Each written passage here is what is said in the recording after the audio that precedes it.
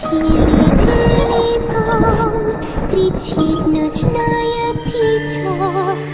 Конвози побрался в том, тем, кому не спится.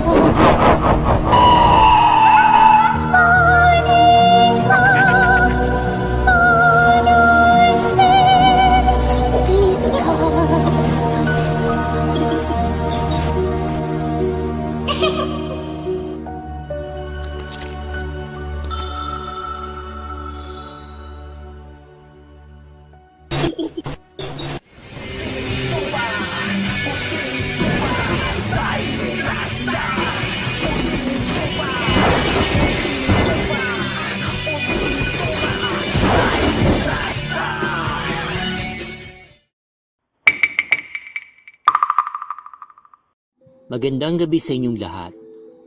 Sa kwentong ito, isisiwalat kung tunay na nangyari kay General Kenta.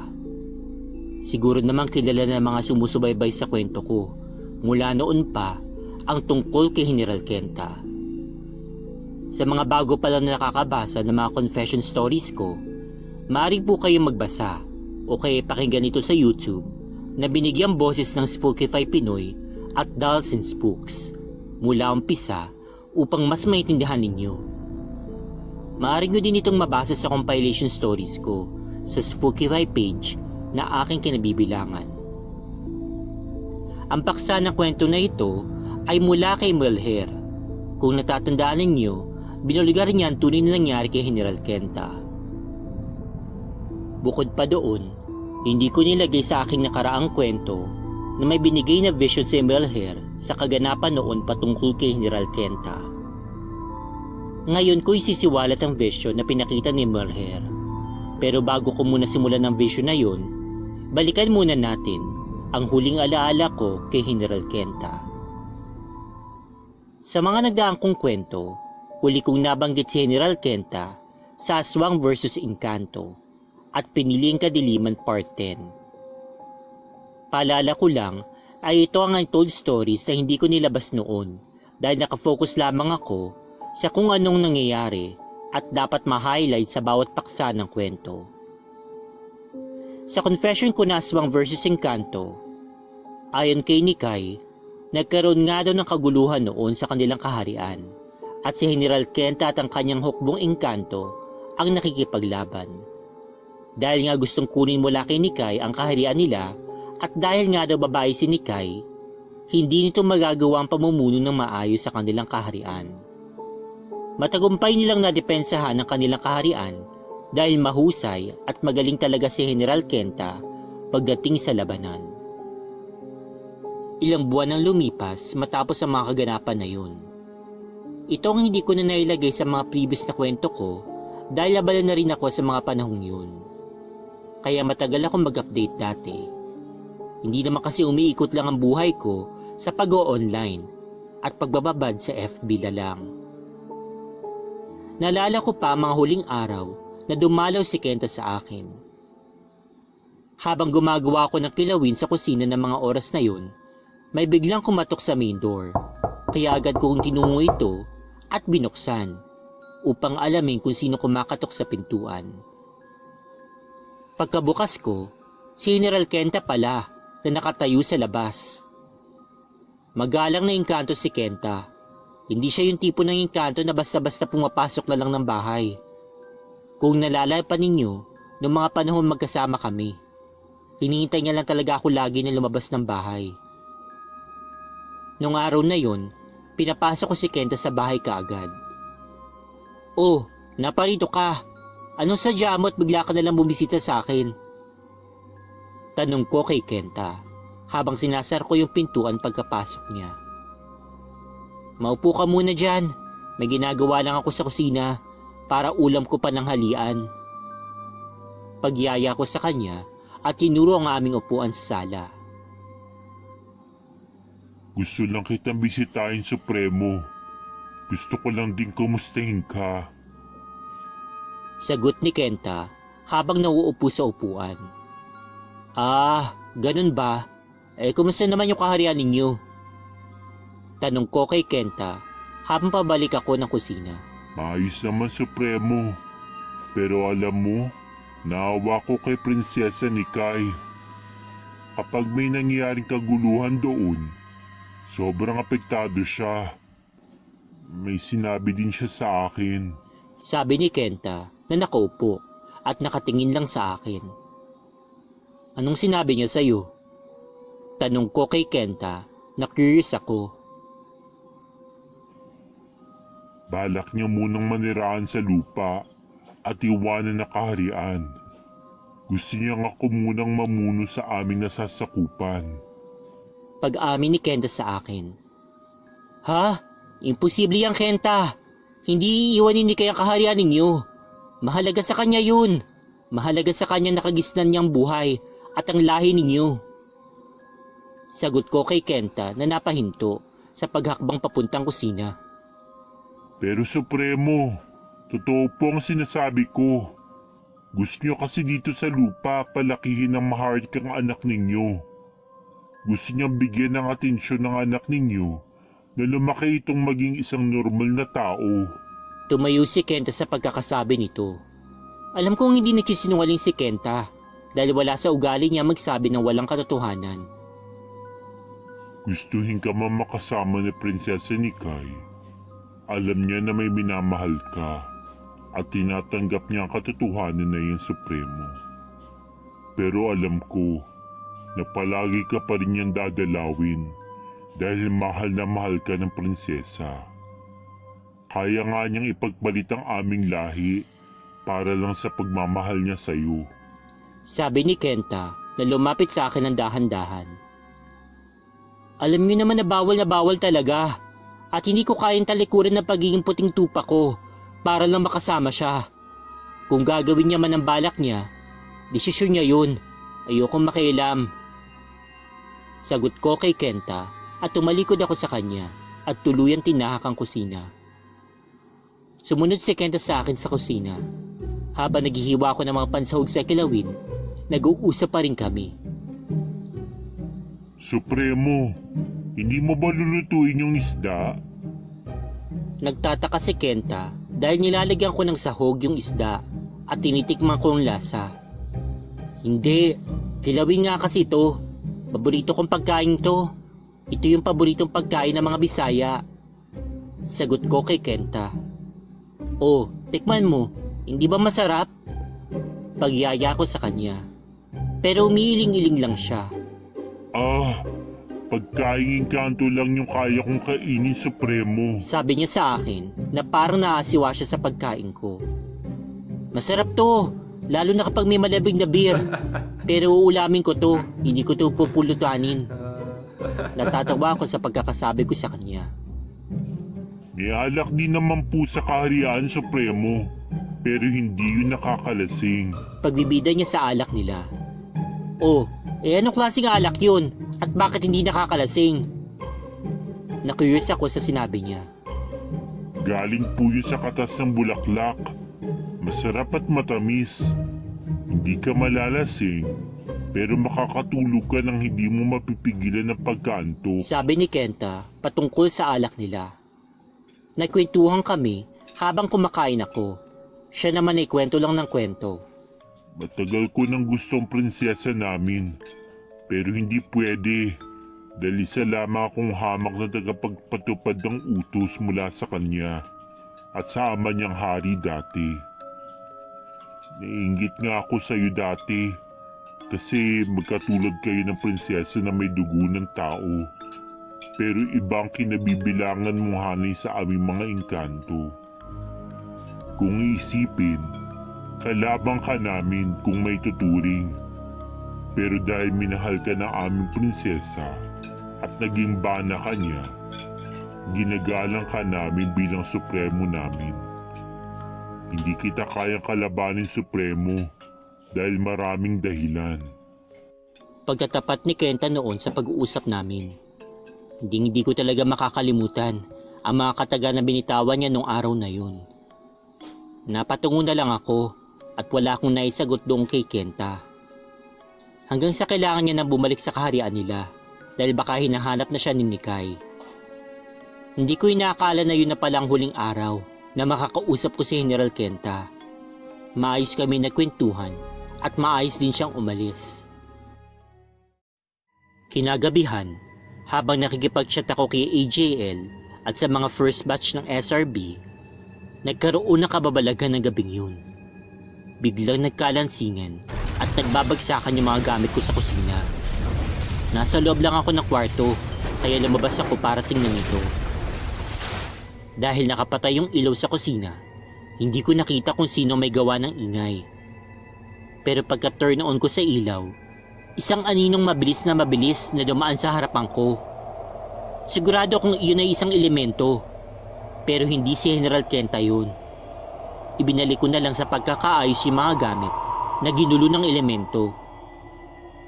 Nang biglang may kumalabog sa itaas ng bahay, kaya kahit hindi ko patapos ayusin yung mga nagulong gamit, patakbo akong tumungo sa hagdanan at umakyat ako kaagad. Nakapatay ang ilaw sa taas ng bahay pagkaakyat ko. Kung sino ka man na pinaglalaroan ako, huwag mong hintayin na mahuhuli kita dahil may kalalagyan ka talaga sa akin. Galit kong sinabi kahit madilim at kinakapa ko pa ang switch ng ilaw. Umihip ang hangin mula dun sa terrace na dumaan sa hallway na kinatatayuan ko.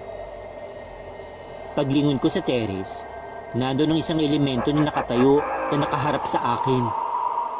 Ginamit kong dasal na Latin na pang-diskomunyon, pero hindi ko na ito natapos dahil alam niyang may mangyayari talaga sa kanya at siya'y naglaho sa aking paningin. Dahan-dahan akong humakbang papuntang terrace upang i-check ang buong paligid at tuluyan na nga itong nawala. Mga ilang araw ang lumipas, sinabi ni Nikkei sa akin na wala na nga si General Kenta. Nasawi ito dahil nakalaban nga daw ang isang puting tupa. Hindi sinabi ni Nikkei sa akin ang buong detalye dahil siguro iniisip niya na wala naman akong pakialam sa mga engkanto. Kaya siguro itong mga bago lang na nangyari, hindi niya pinagkakatiwala kay Oda ang kaharian dahil alam niya ang buong katotohanan sa likod na nangyari kay General Kenta. Isang tapat na general na mapagkakatiwalaan ni Nikkei si Kenta. Kaya maging ako, hindi rin kumbinsido na kakalabanin ni General Kenta ang isang puting tupa. Napaka-imposible na gagawa ng kalapastanganan ang isang general na mga engkanto na alam niya ang kakayahan ng mga puting tupa at higit sa lahat, bilang kinikilalang supremo nila, malaki ang respeto ni General Kenta sa akin. Baka tatanungin ninyo kung bakit walang ginawa si Nikkei kay Oda kung alam niya na ito may kasalanan sa pagkasawi ni General Kenta. Sa palagay ko, parang nawawala na rin kasi ng gana si Nikkei sa kaharian nila dahil sa mga nangyayari, lalo na kay General Kenta. Kaya nga isa din maaari itong dahilan at tinalikuran niya ito at pinili na lang niyang maging tao. Kaya nitong bago lang dahil kay Merher, nalaman ko ang buong pangyayari sa likod ng pagkasawi ni General Kenta. Aaminin ko naging kaibigan ko din naman ang tapat ni General ng mga engkanto. Ang ibabahagi ko sa parting ito ay mula sa binigay na vision ni Merher sa akin. Ito'y magsisimula sa araw na gumawa ng kahibangan si Oda sa anak ng puting tupa. Ito'y nangyari sa lugar ng Agusan, malapit sa Kabadbaran. Habang naglalaro ang batang lalaki sa ibaba ng isang malaking puno ng talisay, pinagplanuhan ni Oda na parusahan ng bata na anak ng puting tupa. Ito'y kanyang binigyan ng sakit na malubha. Ang bata'y nagsuka, nagka-LBM at nilalagnat ng paulit-ulit. Ang ama ng bata'y wala sa kanila ng mga panahon na yun dahil nagtatrabaho ito at lingguhan lang kung umuwi. Akala ng nanay ng bata, pangkaraniwang karamdaman lamang ang nararamdaman nito.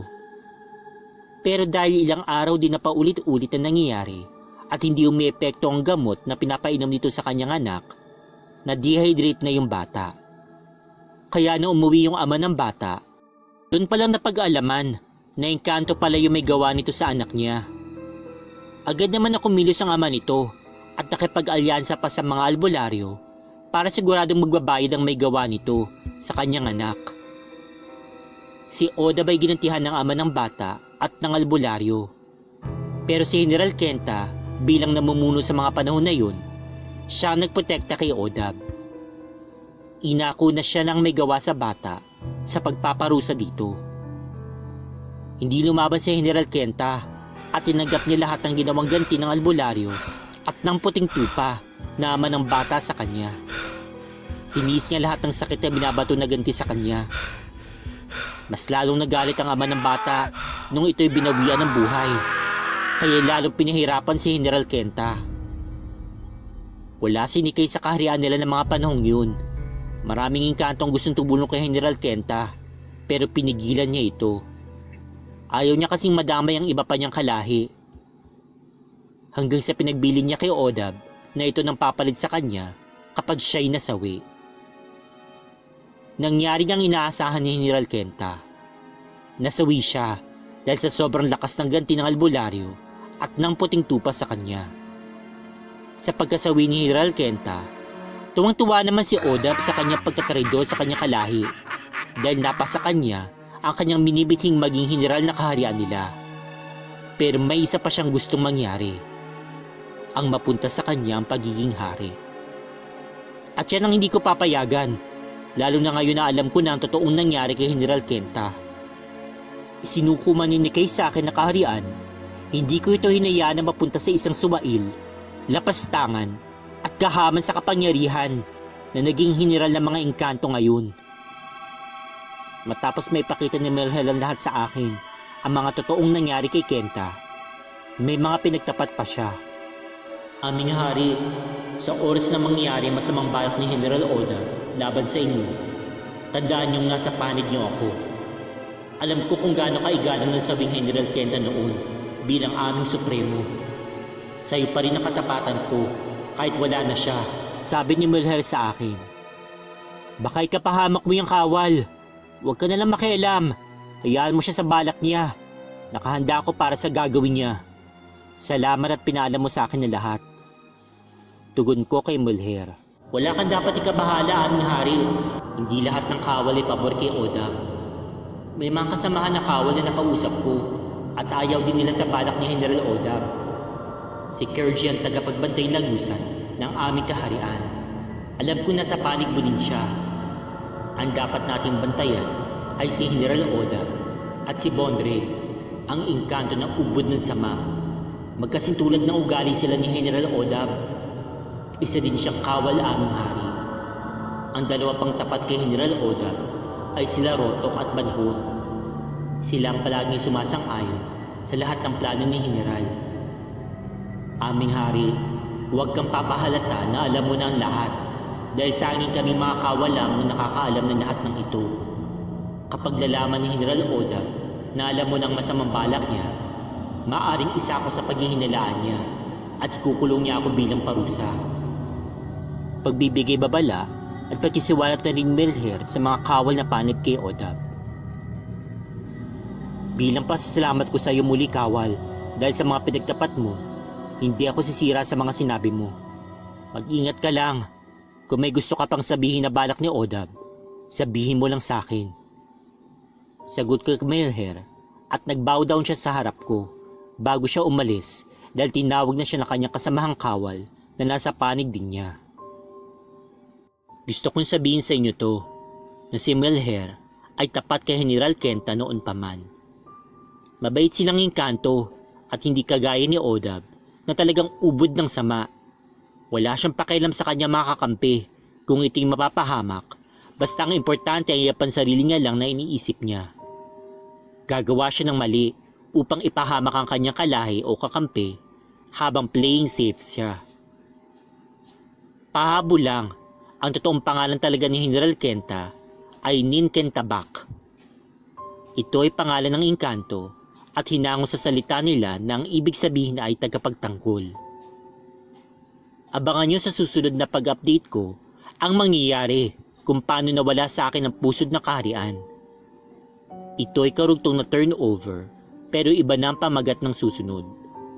Hanggang sa muli mga kaibigan.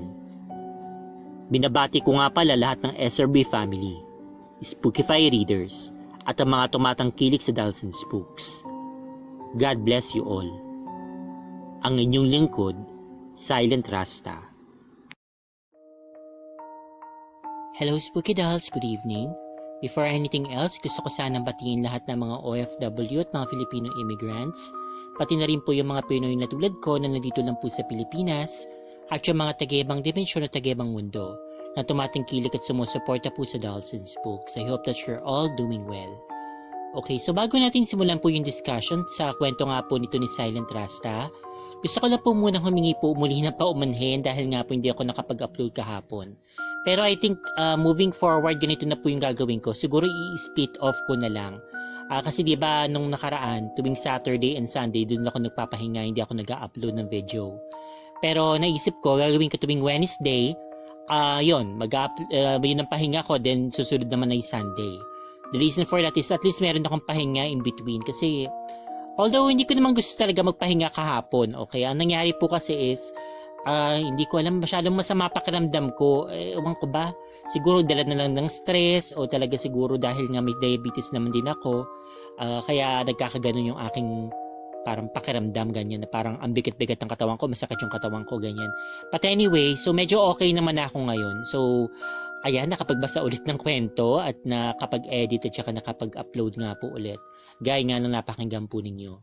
Okay, pero ito, honestly, hindi po ito yung kwentong aking balak na basahin po para sa araw na ito. Ang nangyari po kasi nito, meron po ako talagang dapat babasahin na kwento, pero nung inayos ko pa siya, parang iniisip ko pa, hindi ko pang may gagawin pa ako dun sa kwentong yun. Okay, ayusin ko pa. Tapos nakita ko nga na nag-upload po pala si Silent Rasta. Diyos ko, hindi ko napansin. 1 week ago ng kwento nga po nito. So, para dun sa kanyang series. So, ayun, minabuti ko na ito na muna yung basahin. Okay, bago ko magbasa ng iba para at least mapakinggan nyo na yung continuation nga po ng kwento ni Silent Rasta. Or at least, related po kasi ito dun sa nakaraang kwento po niya, yung sa turnover nga po. So, dito sa kwentong ito, patungkol ito kay General Kenta. So kung ano nangyari, kasi nga sa mga hindi po nakarinig ng previous na kwento, hindi nakabasa nito, si General Kenta nga po ay isa sa mga parang matapat na sundalo nga po ni Nikai. Okay, so si Reyna Nikai o Prinsesa Nikai, yung pong reyna ng mga Inkanto po dun sa na naging tatay nga po ng anak, o tatay nga po siya, si Silent Rasta ng anak niya. So parang nagkaroon sila ng anak ni Silent Rasta nitong reyna na to o prinsesa. Okay, so ito nga po si Kenta ay namatay na. Okay, according sa kwento nga po ni Silent Rasta, namatay siya dahil nga po sa kagagawan po ng isang engkanto din. Pero indirectly, parang kumbaga parang lumalabas na sinabotahe niya o parang frame up niya. Para alam niya siguro na gano'n na gagawin ni Kenta, na aakuin niya yung kasalanan ng iba para lang maprotektahan yung kanyang nasasakupan. Ganun siya ka serious sa kanyang trabaho. Okay, so ayun, okay, indirectly napatay niya kasi nga kung siguro pinatay niya ng direktsyahan o yung parang direkta pinatay niya, siyempre mag-aalburuto yung mga loyal doon sa engkantong yun, hindi siya susuportahan. So yun siguro yung naisip niya na paraan para para magamit niya para mawala to sa kanya landas. Na hindi ko rin maintindihan kung itong si Kenta ba meron ba siyang idea na ito ngang si Odab ay may kagagawan sa, o yun talagang hindi siya inosente talaga, na yun talaga yung pinakabalak niya, or baka siguro na sa kanya parang hahayaan niya na lang kung talagang gusto ni Odab maging hari. So sige, kung siya maging kasangkapan, papayag siya. Pero para sa akin, Diyos ko, bakit mo gusto yung maging haring isang nilalang na napakasama? Or hindi naman talaga maganda yung intensyon para dun sa kaharian. But anyway, so tingnan natin kung ano yung magiging kaganapan dito sa kwentong ito. According kay Silent Rasta, natanggal din naman daw sa kanya yung pusod ng kaharian.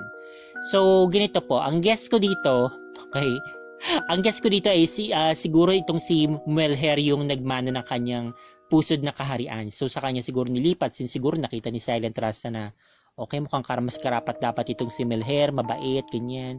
Mukhang maayos yung kanyang gustong mangyari dun sa kaharian nila, hindi yung puro kasakiman lang, pag nanais ng kapangyarihan yung gusto niyang mangyari, so on and so forth. So baka dun niya ibibigay. Pero hintayin po natin si Silent Rasta na mailabas yung kwentong yun para malaman natin talaga yung tunay na nangyari. Okay, kasi nga syempre assumption ko lang yun. Theory ko lang yun, hindi naman po ito yung confirmed. Okay, pero isa pa pala yung masasabi ko na wala pong kanilaman pala to. Baka isipin yung may kanilaman pa rin. Meron na po akong parang maliit na announcement na gustong sabihin po sa inyo. So, bala ko po parang may susubukan po ako na gagawin po dito sa ating channel. Ngayon, may kinalaman pa rin naman po ito sa paranormal. So, hindi man po yung magdadagdag ako ng mga tipong walang kinalaman sa kababalaghan. May kinalaman pa rin pero iba pong format at iba pong klase ng usual na napapakinggan at nakikita nyo po dito sa ating channel. So, hopefully magawa ko po ito today. Tapos po by tomorrow, i-upload ko po siya. Pero para hindi naman po yung biglaang pagbabago, mag-upload pa rin po ako ng isa pong kwento tomorrow. So parang hopefully, okay, fingers crossed. Okay, magawa ko nga na dalawa nga po yung ma-upload ko bukas. Yung bagong iniisip kong gawin at saka po yung pong kwento nga po. Okay? So abangan nyo po tomorrow. And then sa Sabado, meron na naman po tayong bago pong video since yun nga, as I said earlier, Wednesday and Sunday na po yung gagawin kong parang pahinga para meron nga po akong pahinga, split off, parang bumalik ako sa call center o split off, yung ganun nga yung mangyayari para hindi ako yung talagang tuloy-tuloy na parang kasi nga iba na talaga, so hindi ko alam kung dahil ba sa tumatanda na rin ako o baka dahil nga sa sakit ko or what, but anyway, so ayoko nang anihin yan dahil hindi naman, I'm sure na you're not really interested about that. But anyway, so I hope na nagustuhan po nyo yung kwentong aking binahagi ngayon, yung binahagi po ni Silent Rasta. Gusto ko pong batiin yung mga SRB family. Okay? Then of course, yung mga nakikinig at nanonood. Naglabasa specifically sa Spookify.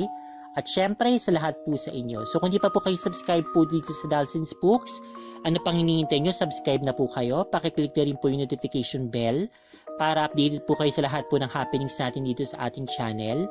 Pakigive din po ako ng isang thumbs up dyan. Pakilike din po.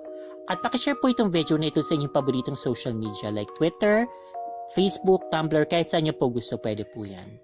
Okay, so yun lamang po. Thank you so much for listening and watching. Take care always and God bless. Stay fabulous and spooky, spooky dolls. Bye-bye! Meron ka bang spooky story na gusto mong i-share? Kung ganon, ipadala mo na yan sa dolls@gmail.com. Huwag din kakalimutan na mag-subscribe, mag-like, mag-comment, at i-share ang video. Kung hindi, pupuntahan kita sa bahay mo.